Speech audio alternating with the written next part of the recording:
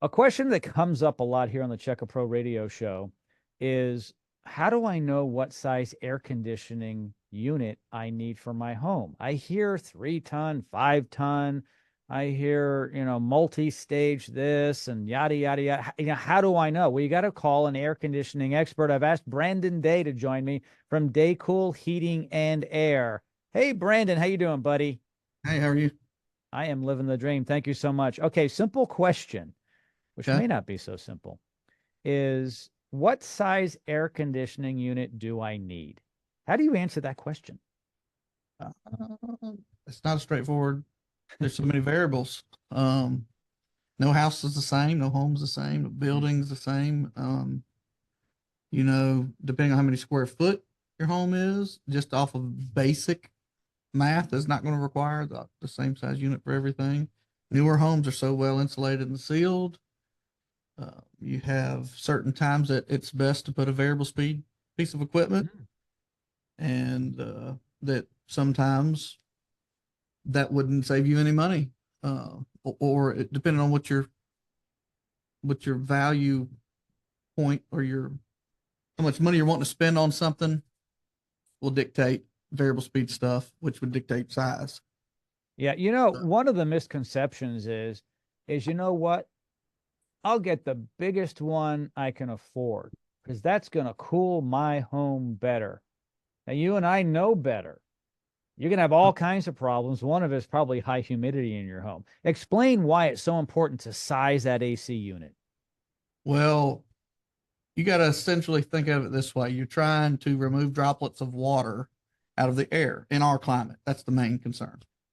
Um, if you have a unit that's running too short of amount of time because it got the temperature right in there, humidity still floating around the air, but it's satisfied temp, the unit's going to shut off because it's so big. It's like having a big block motor in a import little car that's too much for something it doesn't need. Yeah, It with can't utilize. It can't utilize yeah, with brakes that aren't good enough on that small it. car, Yeah, right? right, right. That's a better analogy. Yeah. But so you want something that's going to run to the right temperature, and like when you size a piece of equipment, you have a temperature it has to be able to achieve and hold per code by where you live, and that you have to. So when you're doing all the math, you have to do it to that set point, which dictates. There's so many scientific numbers that go into it, but that's the gist of it. You want it to run a little longer, so people don't understand that a lot of times. Yeah, so it's not like an engine because we have seen vehicles, trucks and cars where someone will put in a big engine and yes, that car will go faster, but you have to modify some other things. When it comes to your air conditioning system, and I know this, it's really critical. It has to be sized properly, and there is mathematical formulas that you have to put into place. Something else that people don't understand either, Brandon, is that why can't I keep my house cool in the summertime when I have 35 people in it for a party? Because it's not Oh yeah, designed, it's not designed for that, right? It's designed for right. so many inhabitants. So what happens? It's all that body heat, right? Yep. Well, it's the same idea as people that have 50 computers in a house that's designed for one, or the code. We'll say code, but if you're talking about whatever, um, it's designed for normal living conditions. And Hmm. if you're going to have an event at your house once a year, obviously you wouldn't want to size something too big just because you're having an event one time. Whereas a church would be sized different for the same Yep. square footage as it would if it was a home. It would be the church was going to require more uh, heat removal, humidity removal, et cetera, et cetera. Absolutely. So to, put this into simple terms, everybody. Let's say that you have a 5 bedroom house and you have 3 kids and they all leave home because they're grown up.